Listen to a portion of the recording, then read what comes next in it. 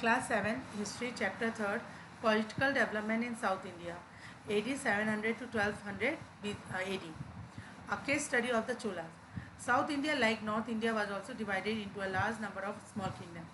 ठीक है ना, नॉर्थ इंडिया की तरह साउथ इंडिया भी जो था वो अलग अलग किंगडम्स में डिवाइडेड था.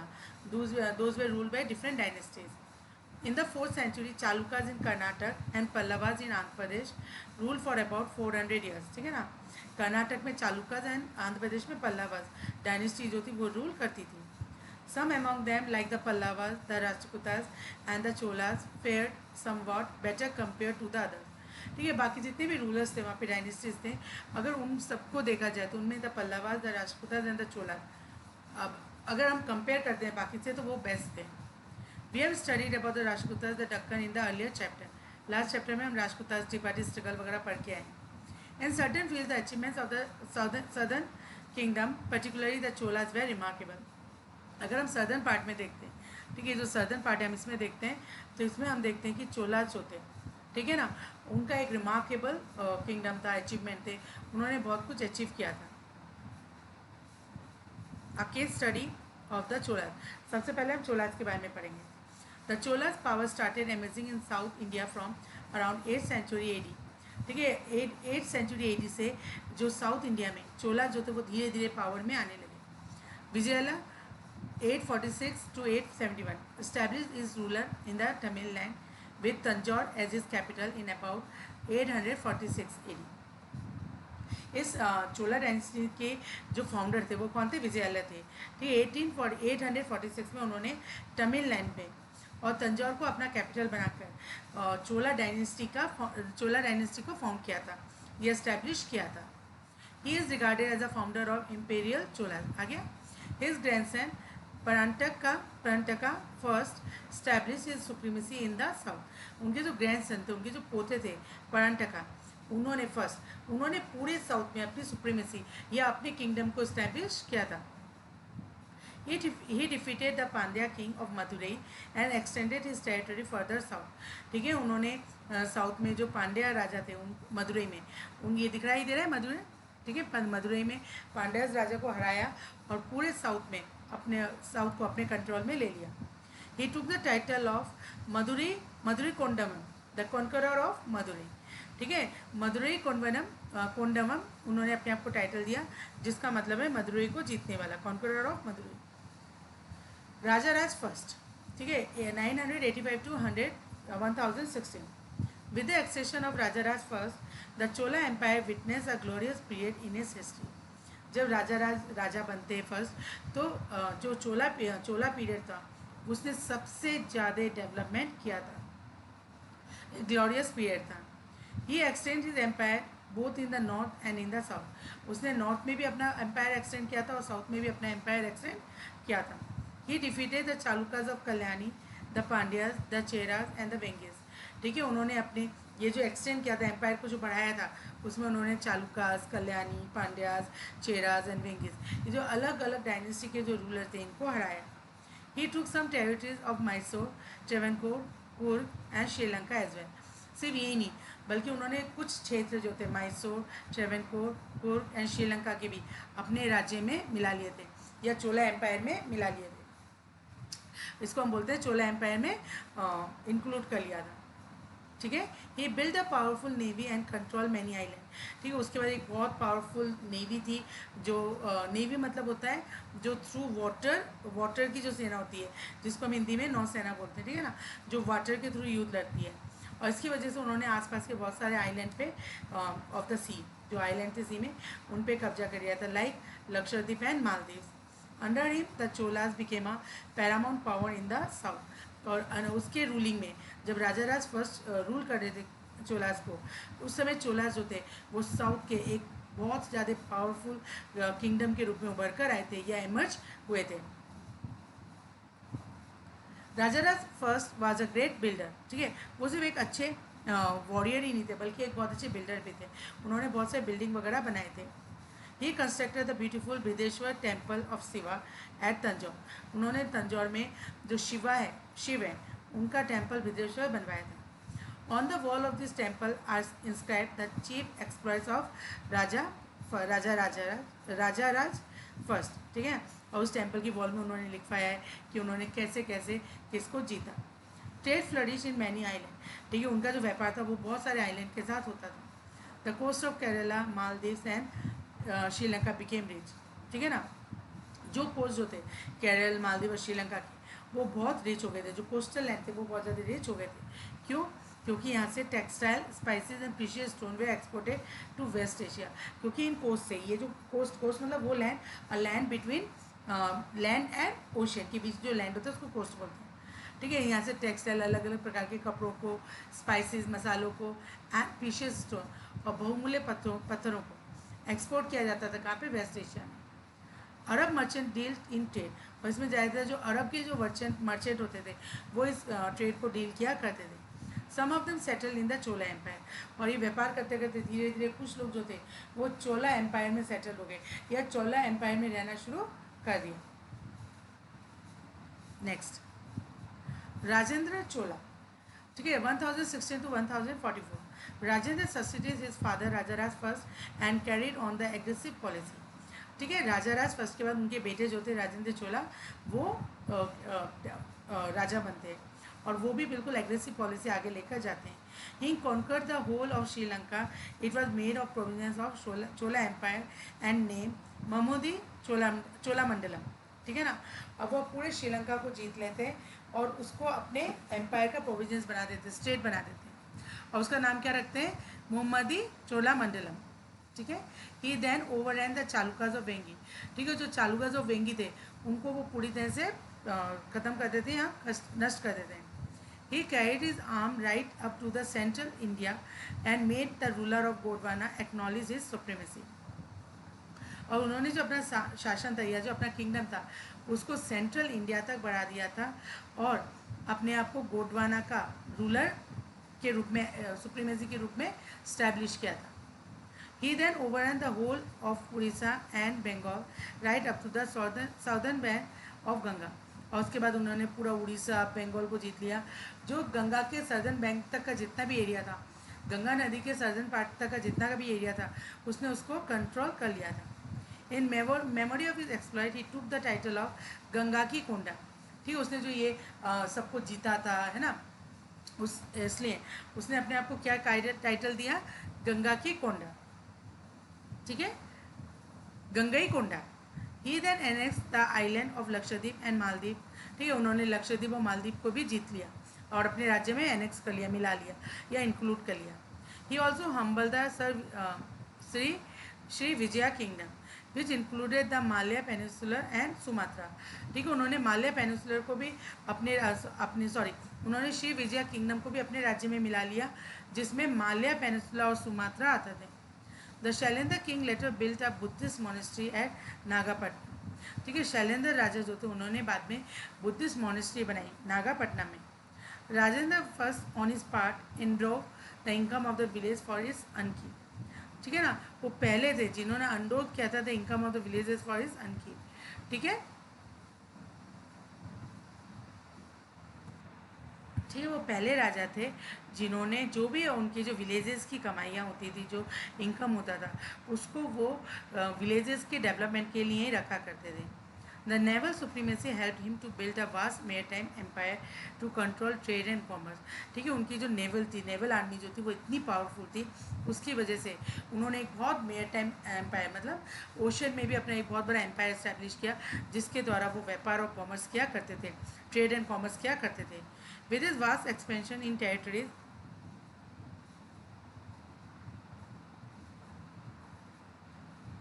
trade flourished to a great extent, ठीक है ना। और उनके जैसे जैसे टेरिटरीज बढ़ती गई, जैसे जैसे उनका रीजन एक्सपेंड होता गया, किंगडम एक्सपेंड होता गया, वैसे वैसे उनका जो ट्रेड था वो भी फ्लरिश होता गया, वो भी बढ़ता चला गया। Indian state began to sail through a strait of Malacca. This increased the revenue of a Chola kingdom. अब जो जहाज़ थे, इंडियन शिप जो थे, जो ट्रेड करने वाले जहाज़ थे, वो स्ट्रेट ऑफ मेलका से सेल करते थे, वहाँ से वो जाते थे ओशन के अंदर, और उसकी वजह से जो चोला किंगडम का जो रेवेन्यू था वो बड़ी मात्रा में बढ़ना शुरू हो गया।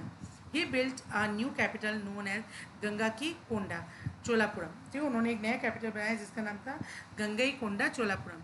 Near the mouth of river Kaveri, Kaveri नदी के सामने। He built magnificent palaces and beautiful temples there, ठीक है, वहाँ पर उन्होंने बहुत अच्छे अच्छे पैलेसेस मतलब महल बनाए एंड ब्यूटीफुल टेम्पल्स मंदिर बनवाए। He also conquered Java and some other eastern island, उन्होंने जावा को अपने किंगडम में मिलाया और जो ईस्टर्न बाउंड्री पे जो आइलैंड्स थे उनको भी अपने कंट्री में या अपने किंगडम में मिलाया। The images they are also send to the China, ठीक है, the emissaries were also send to the China, emissaries मतलब होता है दूर, जो राजदूत होते थे वो चाइना भेजे गए। The successor of Rajendra first continue the war like policy but gradually they became week, ठीक है, उन राजेंद्र फर्स्ट के बाद जो भी राजा बना उन्होंने भी वॉर लाइक पॉलिसी को आगे बढ़ाया, लेकिन ग्रेजुअली मतलब धीरे धीरे वो वीक होते चले गए। There were revolts in various quarters and many independent state were set up, ठीक है, इसका रीज़न क्या था वो वीक हो गए थे, उसका रीज़न था कि उनके अलग अलग किंगडम के जो अलग अलग राज्य थे उसमें कहीं ना कहीं विद्रोह हो गया था, रिवोल्ट हो गया था, और रिवोल्ट होने की वजह से मतलब जो सक्सेसर थे राजेंद्र फर्स्ट के वो इतने पावरफुल नहीं थे कि वो इस रिवोल्ट को दबा सकें, इसलिए उनमें से इंडिपेंडेंट स्टेट्स निकलने शुरू हो गए। In AD 1267 the Pandya ruler Jalavarman Sundara defeated the, ठीक है, पांड्या राजा तो जलावर्मन थे, ठीक है, 1226 में उन्होंने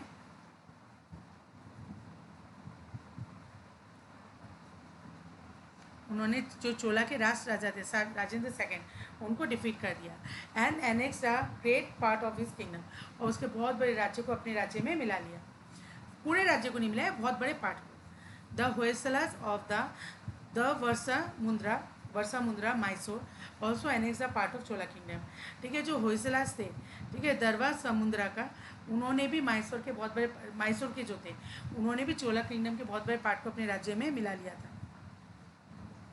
cause of conflict between the Cholas and the kingdoms of Sri Vijay, ठीक है, क्या कारण था जो किंगडम ऑफ श्री विजय था और चोलाज में हमेशा कॉन्फ्लिक्ट होता रहता था, झगड़ा होता रहता था। The Cholas specially their ruler Rajendra Chola had to fight against the kingdom of Sri Vijay which comprise the Malaya peninsula and Sumatra due to various causes, जो राजा थे राजेंद्र चोला जो थे वो हमेशा किंगडम ऑफ श्री विजय जिसमें कंप्राइज मतलब होता है जिसमें उस समय का मालय पेनिसुला और सुमात्रा आता था, ठीक है, अलग अलग रीजनों से उनमें आपस में हमेशा कॉन्फ्लिक्ट होता रहता था या झगड़ा होता रहता था। The Indian merchant earned a lot of money because of the trade with the south east Asian countries and China, ठीक है, इंडियन मर्चेंट जो थे, इंडियन व्यापारी जो थे, जो ट्रेडर्स थे, उन्होंने बहुत ज़्यादा पैसा कमाया था, बहुत ज़्यादा मनी अर्न किया था वाइल ट्रेडिंग विद, ठीक है, उन्होंने किसके साथ व्यापार किया था, south east Asian countries and China, इन दोनों कंट्रीज से, साउथ ईस्ट एशियन कंट्रीज से और चाइना से ट्रेड करते हुए जो यहाँ के ट्रेडर्स थे उन्होंने बहुत ज़्यादा पैसा कमाया था। Their ship pass through the straits of Malacca which was held by, ठीक है ना, और उनके जहाँ जब वो इन कंट्री से व्यापार करते थे, साउथ ईस्ट एशिया से या चाइना से व्यापार करते थे, तो उनके जहाज को कहाँ से गुजर के जाना पड़ता था, स्टेट ऑफ मलाक्का, जो किसके पास था, which was held by the kingdom of Sri Vijay, ठीक है ना। When this kingdom try to create difficulties for the Indian merchant then Chola king had to intervene, ठीक है, लेकिन अब वहाँ के जो राजा थे उन्होंने कहीं ना कहीं जो हमारे इंडियन मर्चेंट थे उनके लिए कुछ ना कुछ डिफिकल्टीज पैदा करनी शुरू कर दी, कोई ना कोई प्रॉब्लम क्रिएट कर दिया करते थे। तब जो चोला किंग्स थे उनको इंटरवीन मतलब होता है बीच में जाके दखल अंदाजी करना, ठीक है, अब उनको इंटरवीन करना पड़ा। In addition, most of these merchants belong to a Chola kingdom and naturally the Chola ruler had to take their side. अब क्या कारण था कि चोला किंग को इसके बीच में इंटरवीन करना था, क्योंकि मोस्ट ऑफ द मर्चेंट जो थे वो किस राज्य से बिलोंग करते थे, चोला किंगडम से बिलोंग करते थे, और ये नेचुरल सी बात थी, अगर मेरे व्यापारियों को नुकसान होगा या मेरे व्यापारियों को परेशान किया जाएगा तो वो तो बीच में लेंगे ना, उनका साइड लेंगे, तो चोला रूलर जो थे उन्होंने मर्चेंट का साइड लिया। The Chola ruler also earn a lot of revenue from this trade, अब जब उनके व्यापारी कमाएंगे, उनके ट्रेडर्स कमाएंगे, उनके मर्चेंट कमाएंगे तो वो रेवेन्यू भी देंगे, तो चोला राजा जो थे उनको बहुत ज़्यादा रेवेन्यू मिलता था। So for economic reason to they Chola ruler also intervene, और ये भी एक कारण था कि चोला रूलर्स जो थे उन्होंने इंटरवीन किया या इसमें दखलंदाजी की। The Chola rulers possessed a strong navy, so they readily sent a naval expedition against the kingdom of Srivijaya and defeated his foe. और पहले से उनके पास एक पावरफुल नेवी थी, ठीक है, और उन्होंने अपनी तैयार नेवी को उसके ऊपर एक्सपीडिशन कर दिया, उसको आक्रमण कर दिया और किंगडम ऑफ श्री विजय जो थे, ठीक है, यार किंगडम ऑफ श्री विजय के जो राजा थे उनको और उनके फोर्स को डिफीट कर दिया। द चोला गवर्नमेंट और एडमिनिस्ट्रेशन एंड इज फीचर, ठीक है, उनकी एडमिनिस्ट्रेशन व्यवस्था कैसी, क्या क्या उनके एडमिनिस्ट्रेशन का कैरेक्टरिस्टिक था। The system of the Chola administration was highly organise and efficient, ठीक, उनका जो एडमिनिस्ट्रेशन सिस्टम था वो बहुत अच्छी तरह ऑर्गेनाइज था और बहुत एफिशिएंट था, अच्छा था। The king was the head of the central government, जितनी भी मतलब गवर्नमेंट का हेड होता था कौन, राजा, central government. He was all powerful but he acted upon the advice of his council of minister in government affair. वो वैसे तो पूरी तरह से पावरफुल था, लेकिन फिर भी जो काउंसिल ऑफ मिनिस्टर जो एडवाइस करते थे गवर्नमेंट अफेयर के मामले में या गवर्नमेंट को चलाने के मामले में या पॉलिसी के बारे में, जो काउंसिल ऑफ मिनिस्टर उनको एडवाइस करते थे वो ज़्यादा उन्हीं के ऊपर एक्ट किया करता था। His chief duty was to look after the welfare of the people, उसका मेन काम था कि वो देख सके कि कैसे उनके राज्य में ज़्यादा से ज़्यादा लोगों का वेलफेयर हो सकता है, भलाई हो सकती है। ही पर्सनली वेंट ऑन टूर्स, ठीक है, वो खुद भी कई बार टूर पे जाया करते थे। The government business was carried on by the assembly, ठीक है, गवर्नमेंट के जितने भी काम होते थे वो एक असेंबली सभा के द्वारा होता था, और वो सभा जो होती थी इलेक्टेड बाई द पीपल, और वो जो सभा होती थी असेंबली जो होती थी वो लोगों के द्वारा इलेक्ट की जाती थी। Their way 4 very important assembly, और यहाँ पे 4 इंपॉर्टेंट असेंबली हुआ करती थी, और वो किसके द्वारा चुनी जाती थी, लोगों के द्वारा, ठीक है, लोगों के द्वारा चुनी जाती थी। The Chola ruler all organise their provincial governments on sound footing, ठीक है, साउंड फुटिंग मतलब होता है मतलब एक ऑर्गेनाइज करना, एस्टैब्लिश करना। तो उन्होंने जो प्रोविंशियल गवर्नमेंट थी, क्षेत्रीय सरकार जो होती है, ठीक है ना, उसको उन्होंने इस्टेब्लिश किया। They divided their empire into 6 provinces called mandalam, उन्होंने पूरे एम्पायर को कितने प्रोविंसेस में डिवाइड किया, 6, जिनको क्या कहते थे, mandalam. Each mandalam was divided into a number of valanadus, ठीक है ना, और जो मंडलम थे, ठीक है, उनको अलग अलग वालानाडूज में डिवाइड कर दिया गया था और डिस्ट्रिक्ट में डिवाइड कर दिया गया था। इस valanadu contain a certain number of villages, और कुछ हर वालानाडू में कुछ विलेजेस होते थे। The villages was the smallest unit of the Chola administration which was govern by a sabha, और जो विलेज था वो सबसे छोटा यूनिट था चोला एडमिनिस्ट्रेशन में, और जो किसके द्वारा गवर्न किया जाता था, it was govern by sabha. Each mandalam was put under the charge of the governor, और हर मंडलम का एक गवर्नर हुआ करता था। The village administration of the Chola was also appreciable, ठीक है, उनका जो विलेज एडमिनिस्ट्रेशन था वो भी बहुत अप्रिशिएबल मतलब अप्रिशिएटेड था, मतलब जिसकी वी कैन जस्ट से कि हाँ very good, it was very good, appreciable मतलब very good. The village where, इसको हिंदी में बोलते हैं बहुत तारीफ वाला, ठीक है, but it was very good, है ना। The village were the main centres of administration and cultural life in South India, और जितने भी हमारे एडमिनिस्ट्रेशन होते थे, कल्चरल लाइफ होते थे, उनका सेंटर कौन होता था, विलेज, साउथ में। The administration in the villages was carried on by a village assembly which were of 3 types and work like local self government. ये जो पूरा एडमिनिस्ट्रेशन था विलेज का वो अलग अलग असेंबली के द्वारा चलाया जाता था, और इसमें 3 टाइप्स ऑफ असेंबली होती थी, ठीक है, जिसको हम एक तरीके से लोकल सेल्फ गवर्नमेंट बोल सकते हैं। इसको हम लोग आगे जाके पढ़ेंगे, ठीक है। आप लोग 6 में पढ़ के आए हो पंचायत, म्यूनसिपलिटी कॉर्पोरेशन, बिल्कुल इसी तरह से, है ना। The 3 types of village assembly were Ur, sabha और महासभा एंड द नगरम, ठीक है, ऊर, सभा और महासभा एंड नगरम। द ऊर was the assembly of common villager and the सभा ऑफ लर्नेड ब्राह्मण, ठीक है, ऊर जो था वो जो कॉमन विलेजर्स हैं, विलेज गाँव के रहने वाले लोग हैं उनका होता था, और सभा जो थी जो पढ़े लिखे ब्राह्मण्स होती थी उनकी उनकी जो असेंबली होती थी उसको सभा बोलते थे। न nagaram was the assembly for traders, merchant and artisan, और नगरम किसकी सभा होती थी, जो ट्रेडर्स होते थे, मर्चेंट्स होते थे और आर्टिशियंस की। The landlords of the upper caste were chosen by lords to the sabha, ठीक है, जो लैंडलॉर्ड्स होते थे अपर कास्ट के वो लॉर्ड्स के द्वारा चुने जाते थे सभा में। This village council enjoyed great power in the field of justice also, और इनके पास न्याय करने की भी बहुत ज़्यादा पावर होती थी, मतलब गांव के जो छोटे मोटे मसले होते थे उन पे इनका डिसीजन इनसे जस्टिस कराया जाता था, इनको जज बना के इनसे जस्टिस कराया जाता था। The Cholar had a powerful army of foot soldier, archers, horseman, elephant corps and a naval fleet. Chola के पास एक बहुत पावरफुल आर्मी थी जिसमें फुट सोल्जर, पैदल से चलने वाले सैनिक, आर्चर्स जिनको बहुत अच्छा तीर धनुष वगैरह चलाना आता था, हॉर्समैन जो घोड़े पे चढ़ के युद्ध करते थे, एलिफेंट कॉर्प जो हाथी पे चढ़ के युद्ध किया करते थे, एंड नेवल फ्लीट और नौसेना, ठीक है, जो नाव में या ओशन के थ्रू युद्ध करते थे. Navy was the important powerful wing of the army which was used for keeping control over the island and for maintaining commercial relation with distant land over the sea. हम पीछे पढ़ के आए कि उनकी नेवी इतनी पावरफुल थी जिसकी वजह से उन्होंने श्री विजया पे आक्रमण किया था, ठीक है ना. तो वो उनके लिए बहुत ज़रूरी था एक पावरफुल नेवी होना, क्योंकि उसके द्वारा या उसके through that it can take control on, वो कंट्रोल कर सकते थे किसके साथ, किसको कंट्रोल कर सकते थे, आइलैंड्स को जो दूर दूर ओशन में थी, and to maintain commercial relation with distant and over the sea, और दूसरे कंट्रीज़ के साथ या सी के अलग अलग कंट्रीज़ में जो उनके कमर्शियल रिलेशन थे उनको वो मेंटेन रख सकते थे.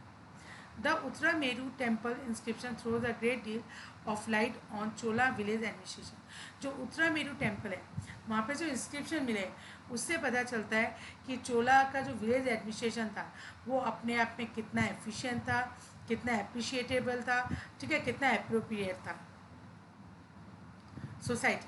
The Brahmins and the merchants were the most respectable section of the Chola society. Society मतलब समाज. तो सोसाइटी में ब्राह्मण्स और जो मर्चेंट्स था उनको बहुत ज़्यादा सम्मान दिया जाता था. The traders and artisan enjoy great steam in society. ठीक है, जो ट्रेडर्स थे, आर्टिशन थे, उनको भी बहुत ज़्यादा सम्मान दिया जाता था या उनको एक सम्मानीय स्थान प्राप्त था. The different section of society cooperate with each other for common purpose. जो अलग अलग सेक्शन थे सोसाइटी के वो सब एक दूसरे को कोऑपरेट करते थे, जो भी उनका कॉमन पर्पज़ होता था, कोई भी कॉमन उद्देश्य, कोई भी कॉमन एम होता था, उसमें सब जो पूरा सोसाइटी था वो एक दूसरे को कोऑपरेट करता था. Women were also held in great honour and given a lot of freedom. जो वुमेन से उनको समाज में सम्मान था और उनको बहुत ज़्यादा आज़ादी या फ्रीडम दी गई थी. They were also imparted education in different branches of learning. उनको भी अलग अलग जो लर्निंग की ब्रांचेज होती हैं उनमें उनको एजुकेशन दी जाती थी, स्पेशली फाइन आर्ट्स में. The labourers and the peasant form the working class.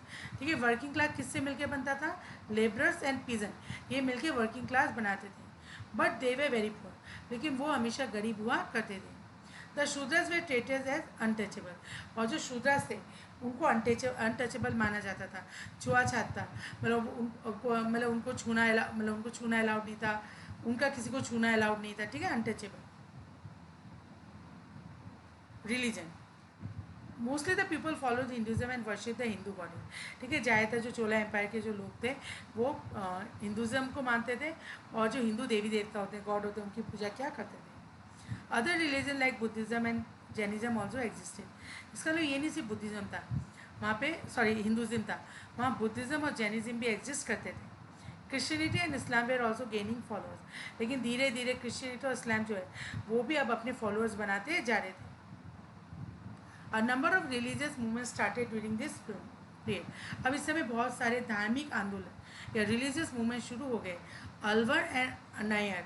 ठीक है, sant continue to popularise their own sect. जो अलवर थे और नायर थे उन्होंने अपने अपने सेक्ट्स को पॉपुलर करने के लिए संतों ने अब मूवमेंट करना शुरू कर दिया था, आंदोलन करना शुरू कर दिया था. The Alvar popularise devotional song and of Vaishnavism. जो अलवर्स थे वो वैष्णिज्म, विष्णु के नाम पे बहुत सारे भजन गाया करते थे. डिवोशनल सॉन्ग मतलब भजन. While Nayars sang hymns in praise of Shiva. और जो नयर्स थे वो शिवा के प्रेज में मंत्रों का उच्चारण किया करते थे. The arm force consisted of elephant infantry मतलब ऊँट होते हैं, cavalry and navy. The navy was well organise, develop and look after well. This was the reason that the Chola king could undertake so many successful naval expedition. ठीक है ना, यही कारण था उनके पास अच्छी वेल आर्म फोर्स थी, एलिफेंट था, इन्फेंट्री थी, कैवलरी, सब कुछ था, जिसकी वजह से उन्होंने बहुत सारे नेवल एक्सपीडिशन मतलब ओशन के अंदर जो आइलैंड थे उन पर उन्होंने अपना कब्जा किया.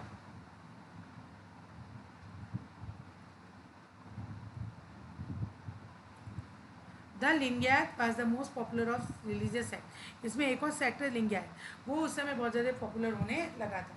सम great religious teacher also live during this period.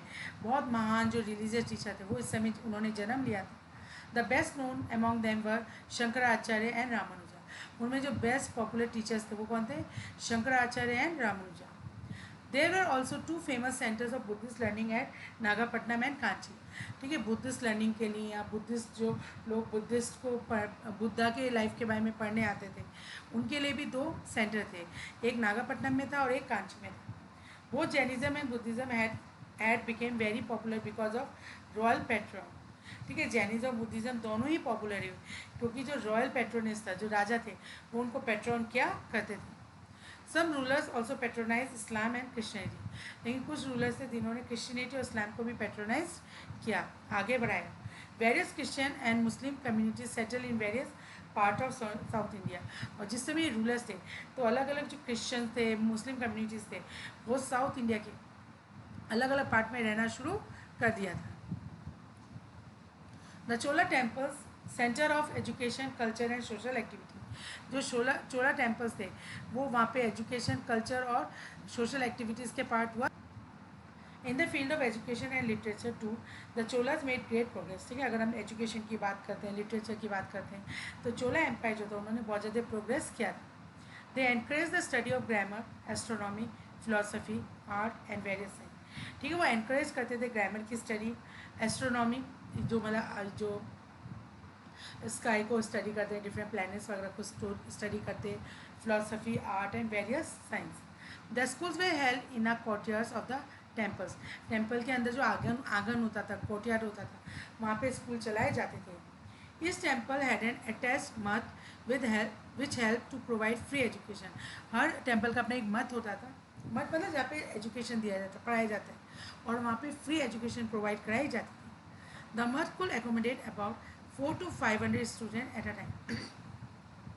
ये मठ इतने बड़े होते थे कि एक समय में इसमें 400 से 400 to 500 स्टूडेंट्स आते थे। Beside the temples were also centre of, ठीक है, टेम्पल जो थे किस किस के सेंटर थे, cultural activities like music, dance, drama, fairs मतलब मेले लगना, exhibition and festival. This activities are still continuing in temple premises in South India. और आज भी अगर हम साउथ इंडिया में जाएंगे तो टेम्पल्स में ये सारे एक्टिविटीज़ होते हैं, जैसे शाम के समय डांस होना, म्यूज़िक होना, ड्रामा होना। ठीक है, भरतनाट्यम वगैरह जो डांस फॉर्म है वो यहीं से निकल के आए। Clear? Literary activity, literature under the Cholas. This period also saw must literary activity in India. ठीक है, बहुत सारे लिटरेरी एक्टिविटी, बहुत सारे लिटरेचर लिखा गया। Sanskrit and Tamil became the chief media of expression. इस समय दो भाषा का इस्तेमाल किया जाता था, संस्कृत और Tamil. A lot of literature was created in a Tamil, Telugu and Kannada language. बहुत सारा साहित्य तैयार किया गया तमिल, तेलुगु एंड कन्नड़ लैंग्वेज में। Many literary and religious work from Sanskrit were translated into this language. बहुत सारे जो संस्कृत का काम था, लाइक रामायण, महाभारत, इनको जो वहाँ की भाषा थी तमिल, तेलुगु और कन्नड़, उसमें ट्रांसलेट किया गया। And they became very popular among the people. और जब वहाँ की भाषा में उसको ट्रांसलेट किया गया तो ये जो वर्क था, लाइक रामायण वगैरह जो था, वो वहाँ के लोगों में बहुत ज़्यादा फेमस हो गया या पॉपुलर हो गया। The Ramayana of Kamban in Tamil is one such example. जो हिंदी की जो रामायण थी उसको काम्बान ने तमिल लैंग्वेज में उसको ट्रांसलेट किया था। वो एक एग्जाम्पल है कि कैसे नॉर्थ इंडिया के जो एपिक थे वो साउथ इंडिया में फेमस होने लगे। Telugu writers like Nannaya and Tikkana immortalize their names by their excellent adaptation of the Mahabharata. ठीक है, उन्होंने महाभारत को वहाँ की लैंग्वेज में, तेलुगु भाषा में उसको ट्रांसलेट किया, किसने, नन्या एंड टिकाना। ठीक है, और अपने को अमर कर लिया। इमोर्टलाइज मतलब होता है अमर कर लिया, अपने नाम को अमर कर लिया। This epics provided valuable information about South Indian history of this and earlier period. और जो भी एपिक लिखे गए वो साउथ इंडिया हिस्ट्री के बारे में और उनके जो अर्ली पीरियड्स है उनके बारे में हमें बहुत ज़्यादा जानकारी या इन्फॉर्मेशन देते। द लिंगायत टीचर प्रीच इन कन्नड़। ठीक है, जो लिंगायत टीचर थे वो कौन सी भाषा में प्रवचन देते थे, प्रीच करते थे, कन्नड़ में। Poets like Pampa, Ponna and Ranna also wrote much in Kannada language. ठीक है, इनको कन्नड़ लैंग्वेज के ज्वेल बोला जाता है, Pampa, Ponna and Ranna. Because of the fine quality of their writing in the Kannada language they are called the three jewels of Kannada literature. इन्होंने जो भी लिखा वो इतनी अच्छी क्वालिटी का था, उसमें जो ग्रामर वगैरह था इतना परफेक्ट था कि उनको three jewels of Kannada literature बोला जाता है। Agrarian expansion in Tamil Nadu. The Cholas ruled for more than 4-5 century, ठीक है, जो चोला से उन्होंने 4-5 सेंचुरी मतलब 400 से लेके 500 साल तक रूल किया। Over those areas which are now included in modern Tamil Nadu, आज का जो मॉडर्न तमिलनाडु है उस एरिया पे उन्होंने रूल किया था। दे paid great attention to the promotion of agriculture in their state. As a result of which, there was much agrarian expansion in Tamil Nadu. उन्होंने बहुत ज़्यादा जो प्रमोशन किया था वो क्या था एग्रीकल्चर का, कि ज़्यादा से ज़्यादा खेती बाड़ी की जा सके। इसलिए हमने देखा कि तमिलनाडु में अग्रेरियन एक्सपेंशन मतलब एग्रीकल्चर लैंड में बहुत ज़्यादा एक्सपेंशन हुआ। दे पे अटेंशन टू इरीगेशन, अब अगर आपको खेती बाड़ी अच्छी करनी है तो इरीगेशन होना चाहिए, तो उन्होंने बहुत ज़्यादा इरीगेशन के लिए काम किया। Almost all reverse specially river Kaveri way use for this purpose, ज़्यादातर सभी नदियों का इस्तेमाल होता था इरीगेशन के लिए, लेकिन स्पेशली कावेरी नदी का ज़्यादा इस्तेमाल होता था। In areas where it was not possible to take the river water, various tanks for irrigation were built. जहाँ पे ऐसा पॉसिबल नहीं था कि नदी को ले जाया जा सकता है, सॉरी नदी के पानी को ले जाया जा सकता है, वहाँ पे उन्होंने टैंक्स बनाने शुरू कर दिए थे। अब टैंक बनाने से क्या होगा, जो रेन वाटर होता है वो उसमें हार्वेस्ट हो जाता है और पूरे साल उसका इस्तेमाल करो। The Cholas provide for the tank committees which look after the distribution of water in the field. और जो चोला थे एक टैंक कमेटी होती थी जो ये देखती थी कि किस गाँव को कितना पानी मिलेगा। They also carried out an elaborate survey of land in order to fix the government share of the land revenue. वो समय समय पर सर्वे कराते थे लैंड का, और जिससे ये फिक्स हो सके कि गवर्नमेंट को कितना लैंड रेवेन्यू मिलेगा, यानी कि लैंड टैक्स मिलेगा, लैंड से पैसा उनकी कमाई होगी। In doing so they always kept the interest of the cultivators in mind. जब वो ये करते थे, जब वो लैंड का सर्वे करते थे और रेवेन्यू फिक्स करते थे, तो वो इस बात का ध्यान रखते थे कि उससे कल्टिवेटर्स जो खेती कर रहे हैं, फार्मर्स हैं, उनको कोई नुकसान ना हो। In case of failure of crop due to drought और heavy rain, the land revenue was accepted.